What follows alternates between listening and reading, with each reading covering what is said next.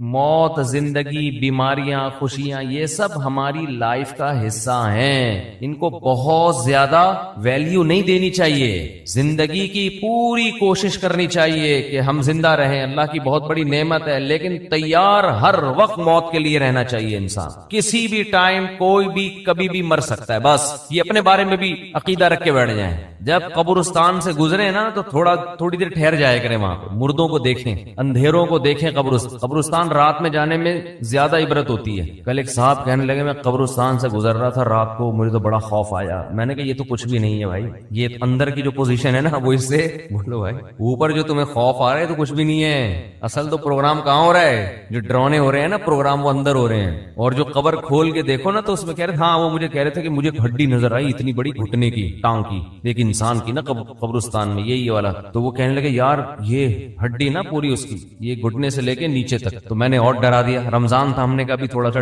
خوف کا ہے، ہم نے اور ڈرا دیا اس کو۔ ہم نے کہا دیکھ لو یہ آدمی صبح صبح نہا دھو کے کوٹ ٹائی لگا کے آفس جایا کرتا ہوگا۔ اب مجھے کیا پتا کوئی رکشے والا تھا، ٹیکسی والا تھا، یا کوئی بہت بڑا آفیسر تھا، لیکن آفیسروں کا بھی حال بہرحال ہوتا تو یہی ہے نا۔ تو میں نے کہا یہ صبح صبح نہا دھو کے کوٹ ٹائی میں پرفیوم لگا کے اپنی لینڈ کروزر میں بیٹھ کے جاتا ہوگا، اور اب کیا حال ہوا ہے، اس کی ہڈی نکال کے لوگ دکھا رہے ہیں کہ یہ قبرستان سے کیا نکلی ہے، وہ ہے بھائی، بولو بھائی ہڈی۔ کل ہمارا بھی یہی حال ہوگا، اور یہ تو ابھی اچھی کنڈیشن میں ہے۔ ہڈی سے پہلے کیا حال تھا، جب لاش میں کیڑے پڑتے ہیں اور سڑتی ہے لاش اور پھولتی ہے اور پھٹتی ہے، 2 منٹ میں انسان کی اوقات پتہ چل جاتی ہے یہ ہے کیا۔ یہ فن خان بنا پھر رہا تھا، اور اب کیسے دفناتے ہیں نا لوگ، بدبو نہ آ جائے لاش میں، اس کو دفناؤ جلدی، مٹی ڈالو اس کے اوپر، تھوڑے دن تک اس کی حفاظت ہوتی ہے قبر کی، اس کے بعد بھول جاتے ہیں۔ اور گورکن اس کا ایسا فائدہ اٹھاتا ہے ایک قبر میں، یہ تو قیامت کے دن جب پاپوش کے قبرستان سے اور یہ محمد شاہ کے قبرستان سے جب مردے اٹھیں گے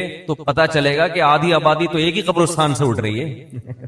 ایک قبر سے 25 لوگ نکل رہے ہیں، ایک قبر میں جو ہے نا گورکن کئی مردوں کو ڈال رہا ہے، وہ بھی پریشان ہے کہ یار اتنے مردے کدھر ٹھکانے لگاؤں میں۔ تو یہ حال ہے انسان کا، ہڈیاں نکل رہی ہیں، لاش، کسی کے کوئی انگلی نکل آئے گی اندر سے، کیسا حال ہوتا ہے۔ اور یہ غنیمت ہے، لیکن اس قبر کے اندر ایک برزخ کی قبر ہے۔ جیسے جب آپ سوتے ہو، آرام کرتے ہو، ایک آپ کی وہ کنڈیشن ہوتی ہے جو آپ بستر پہ لیٹے ہوئے ہو، ایک وہ کیفیت ہوتی ہے جو آپ پر سونے کی حالت میں گزر رہی ہوتی ہے، وہ کیفیت زیادہ عجیب ہے اس کیفیت سے جو آپ کو نظر آ رہی ہے۔ قرآن کہتا ہے فرعون کی ایک لاش وہ ہے جو تمہیں عجائب گھر میں نظر آ رہی ہے، وہ بھی عبرت کی بات ہے، لیکن ایک عالم برزخ میں فرعون پہ جو گزر رہی ہے نا وہ چیز تمہیں نظر نہیں آ رہی، وہ اس سے بہت زیادہ خطرناک ہے۔ النار یعرضون علیہا غدوا وعشیا، وہ آگ ہے جس پر فرعون کو صبح اور شام جلایا جاتا ہے۔ وہ جلنے والا منظر مجھے اور آپ کو نظر نہیں آ رہا، وہ اس سے زیادہ ڈینجرس ہے۔ تو برزخ کی بھی ایک حیات ہے، برزخ کی بھی ایک زندگی ہے، قبرستان کے نیچے آگ بھی ہے، اور اللہ نے جنت کے باغات بھی رکھے ہیں اس میں، جو مردے کے اوپر جو کیفیات گزر رہی ہوتی ہیں وہ اس سے زیادہ خطرناک ہے۔ ایک روایت میں آتا ہے آپ صلی اللہ علیہ وسلم نے فرمایا اگر تم قبر کے اندر کے حالات کو دیکھ لو تو مردوں کو دفنانا چھوڑ دو، یہ حال ہو جائے۔ تو دنیا کے بارے میں یہ تصور بٹھانا کہ یہ مسافر خانہ ہے، یہ دل لگانے کی جگہ نہیں ہے، یہ کھوپڑی میں بیٹھے گی، یہ بات 2 کام کرنے سے، ورنہ یہ بات کھوپڑی میں بیٹھے گی نہیں۔ ایک تو روزانہ سوچنا چاہیے اور موت کا تذکرہ بار بار کرنا چاہیے، قبرستان بار بار جانا چاہیے۔ اس عمل سے انسان کو یہ احساس ہوتا ہے کہ میں دنیا میں رہنے کے لیے نہیں آیا۔ نبی صلی اللہ علیہ وسلم نے فرمایا کنت نہیتکم عن زیارت القبور فزورها فإنها تذکر الآخرہ، میں نے تمہیں قبرستان کی زیارت سے منع کیا تھا۔ لوگ پہلے بدعتیں کرتے تھے، وہاں شرک ہوتا تھا، فرمایا اب تمہیں اجازت دے رہا ہوں اس لیے کہ قبرستان جانے سے آخرت کی یاد تازہ ہوتی ہے، احساس ہوتا ہے کہ کل ہم نے بھی لیٹنا ہے یہاں۔ دوسرا کام جس سے دنیا کی محبت کم ہوتی ہے وہ ہے اللہ کی راہ میں مال خرچ کرنا، خرچ کرنے کا جذبہ پیدا کرنا چاہیے۔ الذین ينفقون اموالهم ابتغاء مرضات اللہ وتثبیتا من انفسهم، سورہ آل عمران میں اللہ کا ارشاد فرمایا کہ نیک بندے اللہ کی راہ میں مال خرچ کرتے ہیں 2 کاموں کی وجہ سے، ایک اللہ کو راضی کرنے کے لیے، وتثبیتا من انفسهم، اور ایک اپنے آپ کو دین پر مضبوط کرنے کے لیے، اپنے دل سے دنیا کی دولت کی محبت نکالنے کے لیے. یہ جو نوٹ ہوتے ہیں نا، نوٹ کڑک کڑک، پہلے زمانے میں صوفیاء کرام اپنے مریدوں کے دل سے دنیا کی محبت نکالنے کے لیے ان سے نوٹوں کو جلوایا کرتے تھے. اب آپ نہ جلائیں، یہ ٹھیک عمل نہیں ہے. پہلے ایسا علاج ہوتا تھا. جی جلائیں گے بھی نہیں صحیح. تو وہ ایسے جلواتے تھے. ہمارے حضرت پورا وہ بتایا کرتے تھے نا کہ جیسے 5000 کا کڑک نوٹ لیا، اب جان اٹکی بھی ہے نا اس 5000 کے نوٹ، تو ادھر سے آگ لگائی نا کنارے سے، آہستہ آہستہ، ایک دم سے نہیں جلا دیا، آہستہ آہستہ جل رہا ہے، اور اس کو جلتے ہوا دیکھیں تو وہ ادھر جلے گا، ادھر اندر سے کیا جلے گا؟ دل. تو جب دل اندر سے جلے گا نا تو جلنے سے جراثیم آپ کو پتہ ہے کیا ہو جاتے ہیں. تو دل کے اندر جتنے وہ نوٹوں کی محبت کے جراثیم تھے اور محبت کے جو گٹر ابل رہے تھے وہ آہستہ آہستہ ختم. یہ کام آپ نہ کریں، یہ جائز بھی نہیں ہے، لیکن پہلے بعض صوفیہ کرام یہ کروایا کرتے تھے تاکہ اس کے وہ پہلے پتہ ہے کیسے اصلاح ہوتی تھی. مرید کو دیکھتے تھے اس کمبخت کی بیماری ہے کیا، شیخ ٹریس کرتا، آبزرو کرتا تھا کہ اس میں مسئلہ ہے کیا. وہ کہتے تھے یہ نماز تو پڑھتا ہے، یہ جناب رشتہ داروں سے بھی اچھا سلوک کرتا ہے، سب کچھ ٹھیک ہے، لیکن اس کے اندر فالٹ یہ کہ یہ نوٹوں سے بہت زیادہ محبت کر کے بیٹھا ہوا ہے، اس کو پیسوں کا نقصان برداشت نہیں ہوتا. پھر شیخ اور مرشد یہ کرتے تھے اس کے دل سے پیسے کی محبت نکلواؤ. اب تو بہت سے شیخ، سب نہیں، اچھے تو ہر جگہ ہیں، بہت سے شیخوں کے دل میں جتنی پیسوں کی محبت ہوتی اتنی تو مریدوں کے دل میں نہیں ہوتی. اور شیخ اپنے مرید کی جیب پہ نظر رکھ کے بیٹھا ہوتا ہے، کمبخت نے 6 سال ہو گئے آج تک ہدیے کے نام پہ 1 روپیہ بھی نہیں دیا ہے. آج خرچ کرنے کے جو فضائل بیان کیے جاتے ہیں اس کا مطلب ہوتا ہے مجھے دو.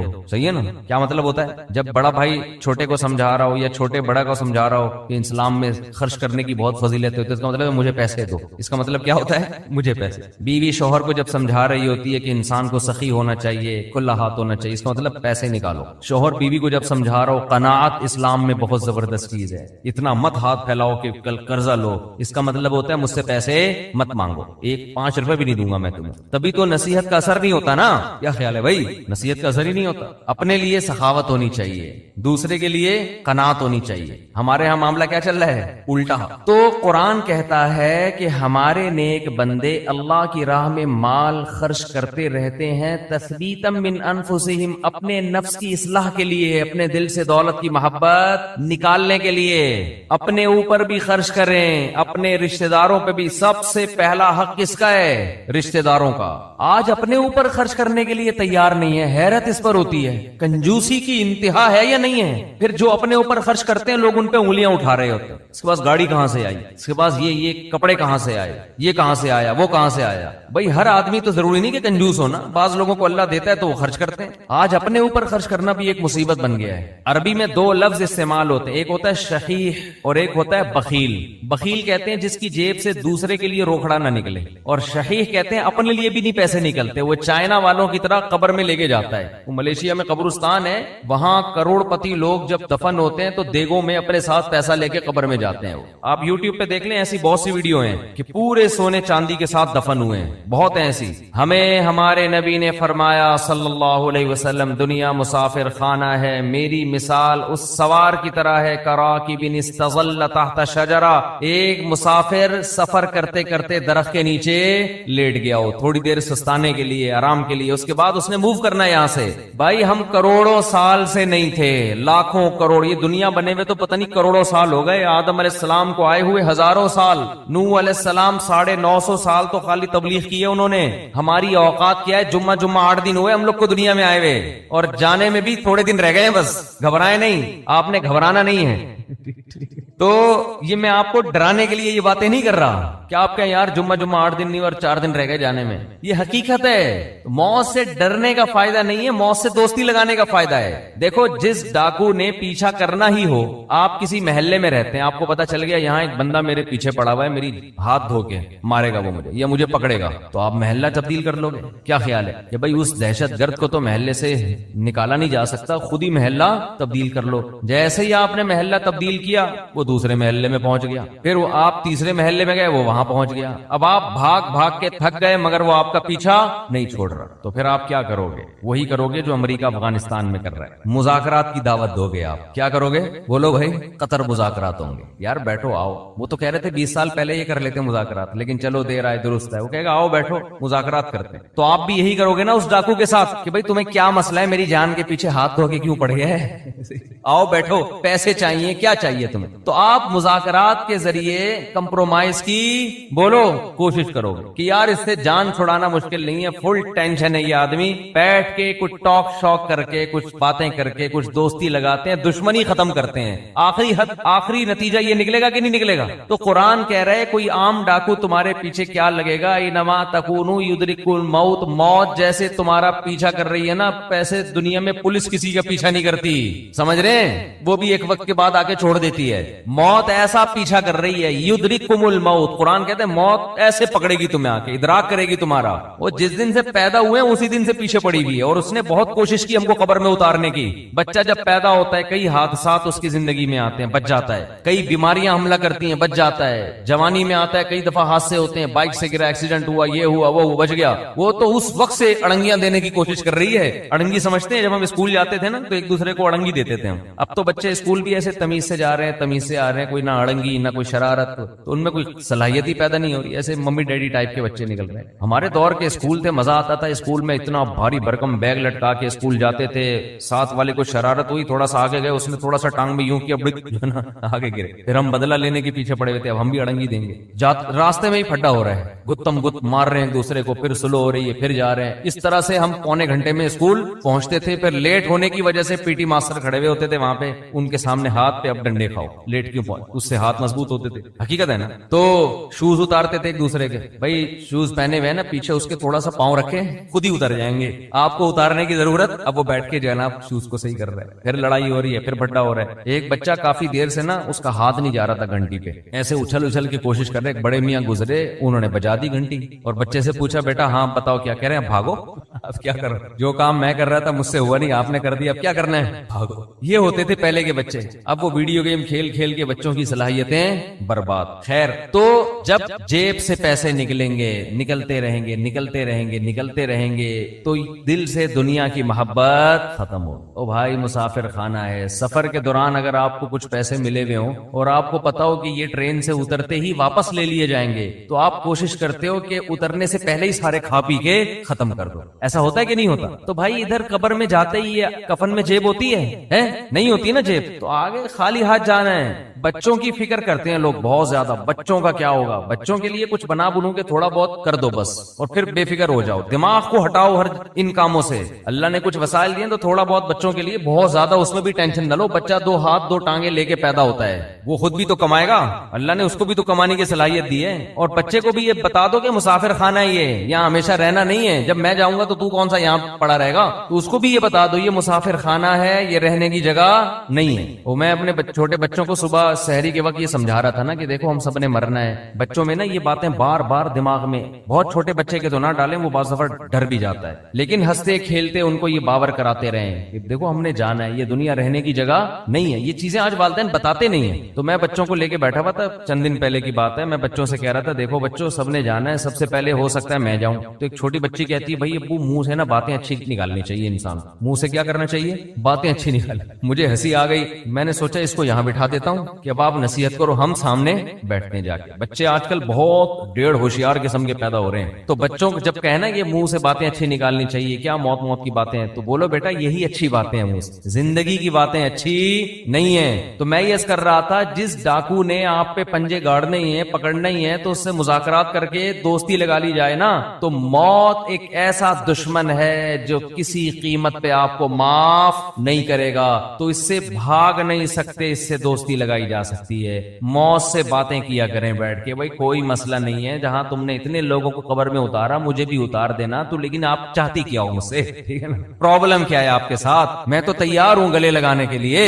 تو موت کہے گی کہ دیکھ میں جب کسی کو پکڑتی ہوں نا تو کسی سے کو دوست بن کے پکڑتی ہوں اور کسی کو دشمن بن کے، جس کا عمل اچھا ہو موت اس کے لیے ایک محبوب کو محبوب سے ملانے کا ذریعہ ہے، جس کا عمل اچھا نہیں ہے موت اس کے لیے بہت بڑی آفت اور تباہی ہے۔ حضرت عمر کی شہادت کا جب وقت تھا تو فرمایا کہ مجھے جلدی دفنانا. حدیث میں آتا ہے نا کہ جب مردے کو ہم لے کے جا رہے ہوتے ہیں قبر میں تو اگر وہ اچھی میت ہو, نیک عمل ہو, تو وہ کہتے ہیں جلدی لے کے جاؤ. وہ بزبان حال یہ کہہ رہا ہوتا ہے. اور اگر اس کا عمل برا ہے تو کہتے ہیں مجھے کہاں لے کے جا رہے ہو تم. انسان اپنے عمل کی طرف جا رہا ہے, عمل کی طرف. انکا کادحٌ الی ربک کدحا فملاقی. اے انسان, تم میں سے ہر شخص رب کی طرف ایک عمل کر رہا ہے اور عن قریب اس عمل سے اس کی ملاقات ہونے والی. جو کر رہے ہیں اسی سے ملاقات ہوگی, تو اچھا کر لو بھائی, کچھ اچھا کر لے تاکہ ملاقات ہو تو خوشی ہو. تو نبی صلی اللہ علیہ وسلم نے فرمایا اتقوا النار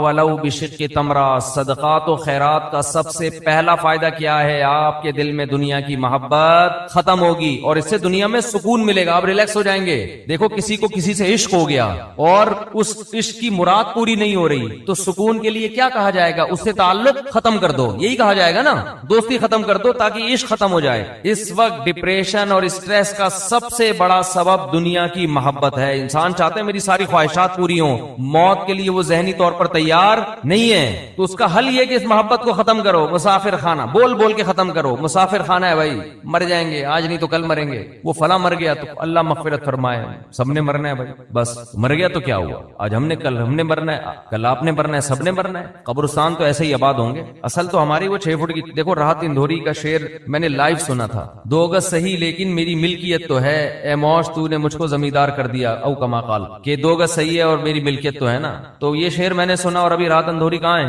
اسی 2 گز کی زمین میں. جب وبا آئی تھی کرونا کی تو راحت اندھوری کا شعر آیا تھا کچھ اس وبا کے بارے میں, اور اسی وبا سے راحت اندھوری کا انتقال ہوا کرونا میں. سمجھتے کہ نہیں؟ تو آدمی بتا رہا ہوتا ہے اور لیٹا ہوا ہوتا ہے قبر میں, سب مر مر کے بھر رہے ہیں قبریں, جا رہے ہیں دنیا سے. تو اس کا استحضار کرنا چاہیے اور دل سے دنیا کی محبت نکالنے کے لیے وہ نوٹ خرچ کریں جس پر آپ کا دل سب سے زیادہ اٹکا ہوا ہو. سمجھتے ہو حدیث میں آتا ہے کہ سب سے افضل صدقہ وہ ہے کہ جس میں صدقہ کرنے کا دل نہیں چاہ رہا ہو. بات آ رہی ہے سمجھ میں؟ صدقہ کرنے کا بولو بھائی دل نہیں چاہ رہا, وہ نکالو جیب سے. اور صحابہ یہ بھی پوچھتے تھے کہ کہاں خرچ کریں.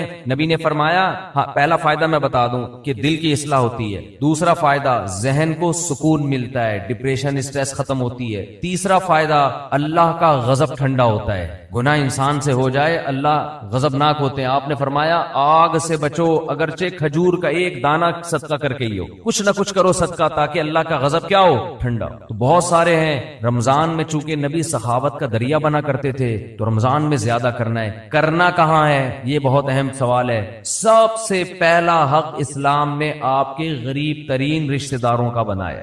آج کل غریب لوگ مارکیٹ میں اویلیبل ہیں نہیں. پہلے میں یہ بتا دوں, آپ غریب تلاش کرنا مشکل کا ہے لیکن اتنے آسانی سے نہیں ملتے, اس میں فراڈی زیادہ ملتے ہیں. تو اگر رشتہ داروں میں کوئی واقعی مستحق ہے تو جنت کمانے کا اس سے بہتر موقع آپ کے پاس نہیں ہے. اور رشتہ داروں کو تو ویسے بھی ہدیے دے دیا کرو بھائی. بہن بھائیوں نے آپس میں پیسوں کے تبادلے چھوڑ دیے. دعوتیں ہو رہی ہیں جن کا کوئی فائدہ نہیں ہے. بلا کے اتنا قورمہ دیکھ پکا کے سب کو کھلا دیا. وہ پہلے اپنے گھر میں نہیں کھا رہا کیا بیٹھ کے؟ پیسوں سے جتنی حاجت پوری ہوتی ہے کسی کی, اتنی دعوتوں سے پوری نہیں ہوتی. تو پیسے دو بھائی ان کو. رواج ہی ختم ہو گیا کہ بھائی اپنی بہن کو لفافے میں ڈال کے پیسے دے دے. اور رشتہ دار جو قریبی ہے نا, ان کے لیے مستحق ہونا ضروری نہیں ہے. مستحق تو زکات کے لیے ضروری ہے, پھر ورنہ زکات ادا نہیں ہوگی. ویسے صدقہ دینے کے لیے سامنے والے کا مستحق ہونا ضروری نہیں ہے. اپنے قریبی رشتوں کو آپ ہدیے کے نام پہ لفافے میں پیسے ڈال کے دے دیا کرو. یہ چیز ہمارے معاشرے میں ختم ہو رہی ہے. تہادو تحابو, آپ نے فرمایا ایک دوسرے کو ہدیے دیا کرو, اس سے محبت بڑھے گی. بجائے دینے کے کیا کر رہے, الٹا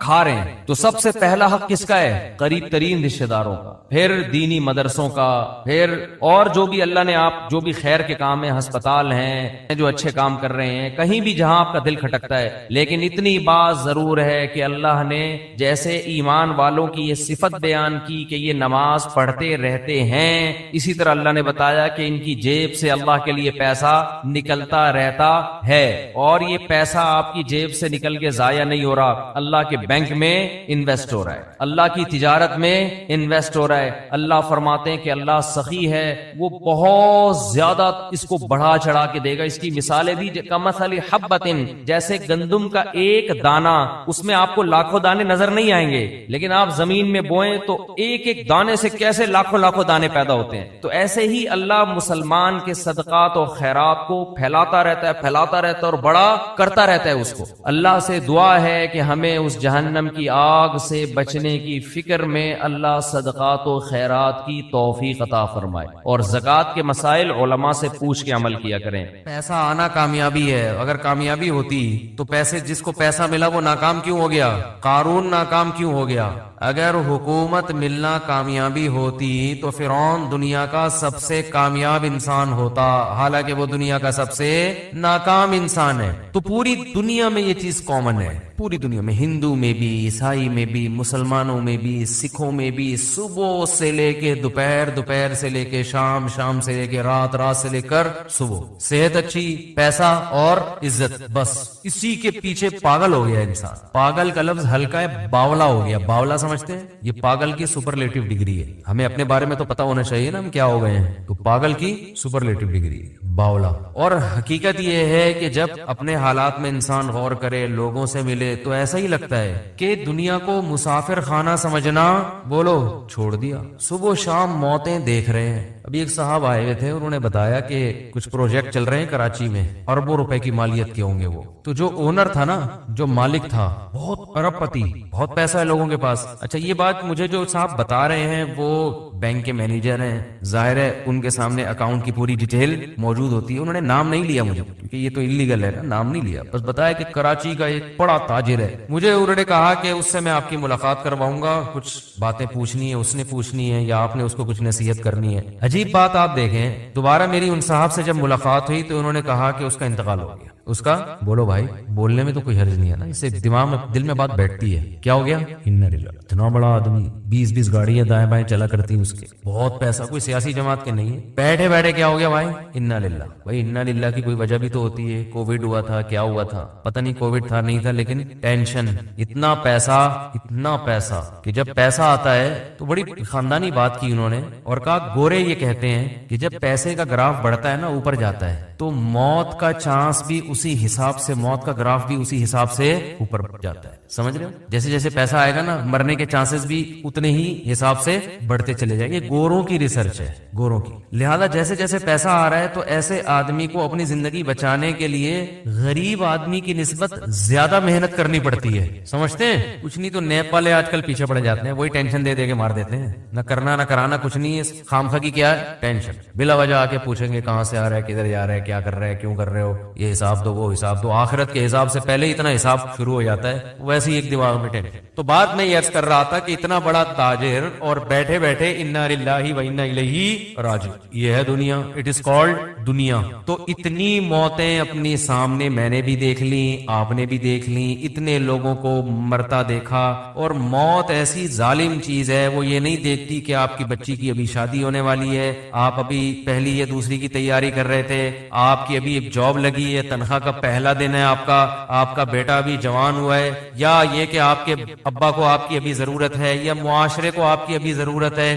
کچھ بھی نہیں دیکھتی. کوئی بھی کسی بھی ٹائم پہ مر سکتا ہے. میں اکثر اس موقع پہ ایک واقعہ بیان کرتا ہوں. ہمارے دوست تھے عالم, بڑے مالدار بھی, اکلوتے بیٹے اپنے والد کے. انہوں نے پڑھا لکھا کے ان کو عالم بنایا, بہت پیسہ خرچ کیا اور ہر لحاظ سے ان کو بے فکر کر دیا. وہ تھے بھی بڑے ذہین اور بڑے پرہیزگار, اور بہت خوبصورت بھی تھے. ساری چیزیں جمع ہو جائیں, دین کی خدمت کا جذبہ بھی, دین کا مضبوط علم بھی, خاندانی اعتبار سے بھی, اور ینگ بالکل. تو ہمارا جب ہم طالب علم تھے, ہم نے کہا یار اللہ ان سے بہت کام لے گا, یہ بہت کچھ بڑے بنیں گے یہ. تو ہائی روف میں کہیں جا رہے ہیں پیچھے بیٹھے ہوئے, تو کچھ اوباش قسم کے لڑکے کراچی میں, وہ ریوو یا ویگو ٹائپ کی کوئی گاڑی تھی بڑی, اس میں غلط اوورٹیک کیا ان لڑکوں نے اور ہٹ کیا. آن دا اسپاٹ ان کی ڈیتھ ہو گئی. اچھا, ایک رات پہلے میرے سے گپ شپ ہوئی, بہت اچھی گپ شپ ہو رہی ہے ہماری, اور گپ شپ بھی کیا ہو رہی ہے, بہت معذرت کے ساتھ, میں ان کو دوسری شادی کی ترغیب دے رہا تھا. میں نے کہا آپ کے پاس اتنا پیسہ ہے, آپ خوبصورت بھی ہے ماشاءاللہ, علم بھی آپ کے پاس بہت ہے, تو آپ کو چاہیے کسی بیوہ سے دوسری شادی کر لیں. بیوہ سے میں ترغیب دے رہا تھا ان کو. انہوں نے کہا یار یار میری گھر والی راضی نہیں ہے, میری وائف میری پھٹے کر رہی ہے, میں نے بات چلائی ہے, ایک دن پہلے بھی ہوئی تھی نا, تو بات چلائی ہے, بڑا مسئلے ہو گئے, یہ نہیں ہو سکتا, اٹ ازنٹ پاسبل وغیرہ وغیرہ.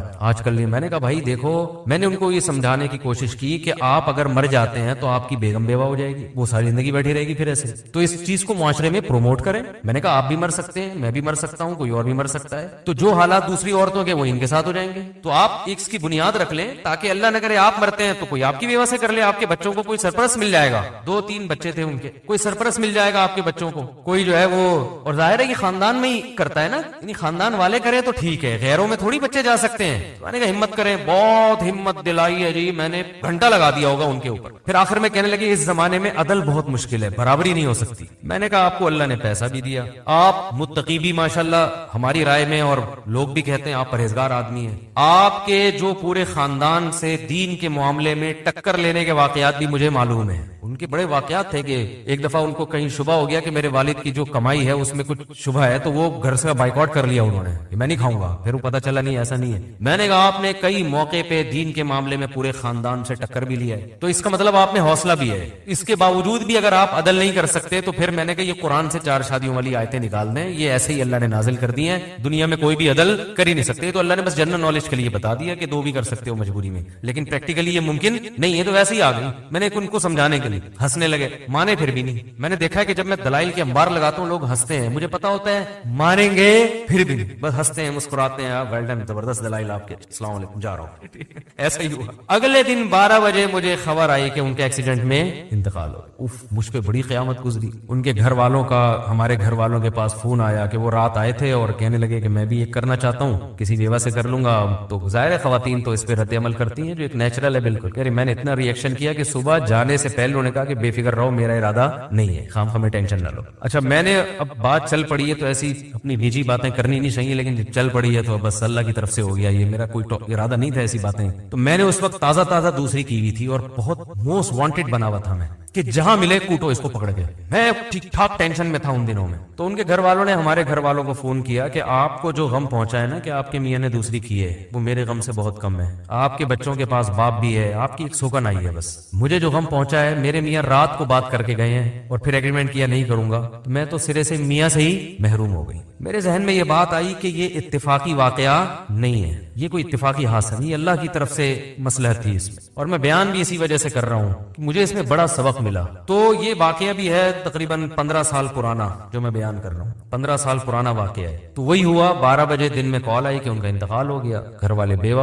ان کی وائف بیوہ ہو گئی, بچے یتیم ہو گئے. وہی پھر سب کو پتا ہے ہمارے معاشرے میں دوبارہ شادی آسان کام بولو بھائی نہیں ہے, وہ ہوتی بھی ہے تو اس جیسا تو نہیں ملتا. دوسری کر رہے ہوتے ہیں ہم جیسے, جن کو لوگ ویسے ہی کہتے ہیں یہ ٹریک سے ہٹے ہوئے لوگ ہیں, یا وہ بہت ہی کوئی مکھنچو ٹائپ کے لوگ ہوتے ہیں, وہ کر رہے ہوتے ہیں. کوئی شریف آدمی ابھی تک مجھے بہت کم لوگ نظر آئے ہیں. کم میں اس لیے کہہ رہا ہوں کہ 2-3 ہیں, وہ کہیں گے یار ہمیں شرافت سے نکال دیا آپ نے. تو کوئی سمجھدار آدمی, کوئی عزت دار لوگ, کوئی وہ نہیں تیار ہوتے اس کام کے لیے. تو میں کہتا ہوں یار بس یہ سوچ لیا کرو کہ بیوی میری بیوہ بھی ہو سکتی ہے, اور عورتیں بھی یہ سوچ لیا کریں کہ میں بیوہ بھی ہو سکتی ہوں. اللہ جیسے دوسری عورتوں سے اللہ نے میاں کو چھینا ہے تو میرے میاں کو بھی اللہ مجھ سے چھین سکتے ہیں. تو معاشرے کی ایک ضرورت ہے. خیر یہ بات یہاں سے چلی تھی کہ جب ان کی انتقال کی خبر آئی نا, میں بہت پریشان ہوا کہ یار ان کے والد نے ان کو اتنا پڑھایا, آج پھل کھانے کا وقت تھا, آج وقت تھا بھئی تاجر اپنے ایک بیٹے کو وقف کر دے. اب وہ عالم بنے, اب ماشاءاللہ دین کی خدمت کا موقع ملا, اور اللہ نے وہ خدمت ہی نہیں لی, پہلے ہی موت ہو گئی. اور موت بھی ایسے ہوئی ہے کہ ان کے لیے جو گاڑی ادارے نے رکھی تھی وہ گارڈ کے ساتھ, بڑی گاڑی کہ اس میں جائیں گے یہ, کیونکہ کراچی کے حالات بہت خراب تھے. تو ان کے والد نے کہا تھا کہ میرے بیٹے کو آپ جب بڑی گاڑی دیں گے اور گارڈ دیں گے, یہ نظروں میں آ جائے گا لوگوں کی, تو خام خام کی دشمنیاں بنے گی. ان کو ہائی روف میں ایسی کھچاڑا سی گاڑی میں جس میں کوئی یہ سمجھے ہی نہیں کہ یہ کوئی بڑی شخصیت ہے, یہ کسی بڑے ادارے سے ان کا تعلق ہے. تو زندگی بچانے کے لیے ہائی روف کا انتظام کیا تھا, اور وہی ہائی روف موت کا ذریعہ بن گئی. اس لیے ہم کہتے ہیں زندگی کے اسباب اختیار ضرور کرو, صحت کے اسباب ضرور اختیار کرو, لیکن ہوگا وہی جو چاہے گا اللہ. جو سبب ہے وہی موت کا ذریعہ بن جائے گا اگر اللہ چاہے گا تو ان کو تو ہائی روف میں اس لیے بٹھایا تھا کہ تاکہ ہائی لائٹ نہ ہو، کراچی کے حالات خراب ہیں، لوگ یہ نہ سمجھے کوئی بڑا آدمی جا رہا ہے، تو خام خام میں دہشت گرد نشانہ بناتے ہیں ایسے لوگوں کو. اور وہی ہائی روف، کیونکہ آگے بڑی گاڑی سے بڑی گاڑی ٹکرائے تو اتنا مسئلہ نہیں ہوتا، ہائی روف تو بیچاری ویگو کے سامنے کوئی حیثیت نہیں ہے نا اس کی. تو میں جو بات کرنا چاہ رہا تھا وہ یہ کہ میں بہت پریشان رہا کہ یار اس میں کیا حکمت ہے اللہ کی. اللہ کا تو کوئی کام حکمت سے خالی نہیں ہوتا نا. اس میں کیا حکمت ہے کہ اتنے اچھے آدمی اور اتنے ہر لحاظ سے اللہ نے ان کو نوازا. ابھی شادی بھی ہو سکتا ہے کر لیتے بعد میں، وہ تو اس وقت انہوں نے انکار کر دیا، شروع میں تو سبھی کرتے ہی ہیں، بعد میں ایک دماغ میں ایک وائرس چلا جاتا ہے ان کے. میرے بیان جو بھی سنتا ہے نا خواتین سے کہتا ہوں کہ ان کا کووڈ-19 کا ٹیسٹ کروایا کرو.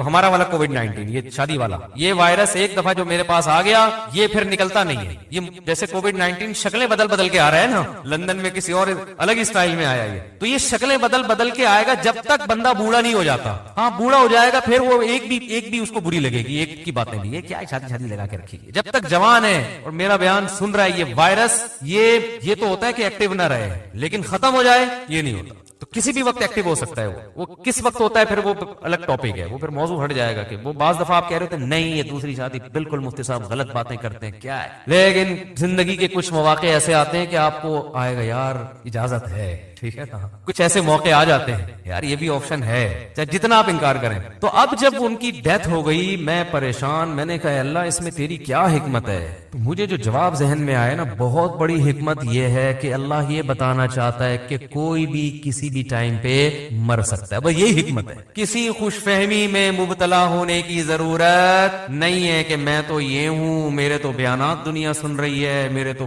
فین فالوونگ بہت زیادہ ہے، ہم نے تو ابھی یہ کرنا ہے، اور آپ کا بزنس ایسا ہے، اور ابھی تو ہمارے بچے چھوٹے چھوٹے ہیں، ابھی تو اللہ تعالیٰ میری بیوی کو بیوہ نہیں کر سکتا، میرے چھوٹے چھوٹے بچوں کو یتیم نہیں کر سکتا، ابھی تو جناب میں نے جو ہے وہ پڑھائی مکمل کرنی ہے، اور پھر ابھی تو ایک سیمسٹر رہ گیا میرا، باقی سارے کمپلیٹ ہو گئے. ابھی تو میں MBBS ڈاکٹر بن گیا ہوں، 2 سال کی بس جاب رہ گئی، ہاؤس جاب. اس کے بعد تو مزے ہی مزے ہاؤس جاب ہو گئی ہے، اور بس اب تو کلینک کھولنی ہے، اور پھر جناب پیسے کمانے ہیں، اور یہ کرنا ہے اور وہ کرنا ہے. بھائی جان کوئی بھی کسی بھی ٹائم پہ مر سکتا ہے، ایسا اللہ کی طرف سے کوئی گارنٹی نہیں ہے، سمجھ رہے ہو، بلکہ اللہ دکھائے گا. اور یہ انگریزوں میں بھی ہوتا ہے جن کی صحتیں ہم سے اچھی ہیں. کل ایک ڈاکٹر صاحب سے بات ہو رہی تھی، یورپ میں ہوتے ہیں، انہوں نے کہا کہ گوروں کی یہاں صحت اتنی اچھی ہے، لیکن حیران ہوتے ہیں کہ 27 سال جوان لڑکا جس کی خوراک بھی بہت ہی حساب و کتاب سے اور فزیکل فٹنس کا ٹرینر ہے، لوگوں کو گائیڈ کر رہا ہے، وہیں کی یونیورسٹی پڑھا ہوا، لیکن ایسی بیماری ہو جاتی ہے کہ ہم حیران ہوتے ہیں اس کو کیسے ہو گئی. بیماری کا کوئی سبب نہیں ہوتا، لیکن آدمی موت کے منہ میں چلا جاتا ہے. تو وہ خود یہ کہہ رہے تھے کہ بس یہ اللہ کے کام ہے، سب کچھ سائنس نہیں ہے، سب کچھ اسباب نہیں ہے. تو میں نے ان کو ڈاکٹر صاحب کو بھی یہی کہا، میں نے کہا اللہ اصل میں یہ بتانا چاہتے ہیں کوئی بھی دنیا میں کسی بھی ٹائم پہ مر سکتا ہے. جو اللہ نے دعویٰ کیا نا مسافر خانہ ہے، متاع الغرور، دھوکے کا گھر ہے، تو اللہ کی بات غلط تھوڑی ہو سکتی ہے. اگر یہ دنیا ایسی اللہ بنا دے کہ آپ اپنی صحت کا بہت خیال رکھ رہے ہو تو آپ نے واقعی 90 سال ہی جینا ہے، سب کے ساتھ ایسا ہی ہونا شروع ہو جائے تو یہ دھوکے کا گھر تھوڑی ہوگی. دھوکا اسے کہتے ہیں کہ دکھاؤ کچھ اور دو کچھ اور. جیسے دکاندار بعض دفعہ آپ سبزی لینے جاؤ نا سبزی منڈی میں، تو اوپر کے رو میں کینو بڑے خوبصورت سے رکھے ہوئے ہوتے ہیں، گھر میں لاؤ تو اندر پتہ نہیں کیا نکلتا ہے. اس کو کیا کہتے ہیں؟ دھوکا. تو اللہ نے بھی بار بار قرآن میں کہا ہے کہ متاع الغرور یہ دھوکے کا سامان ہے، دار الغرور ہے، دھوکے کا گھر ہے. تو دھوکے کا مطلب یہی ہے کہ دنیا جب آپ کو خوبصورت خواب دکھائے گی، آپ سمجھو گے یار ابھی یہ ہو جائے گا، ابھی یوں ہو جائے گا، ابھی ایسے ہو جائے گا، ابھی تو اڑو بچہ ہو جائے گا، پتہ چلے گا کہ جی سارے پلان آپ کے 2 سیکنڈ کے اندر خاتمے مل جائیں گے.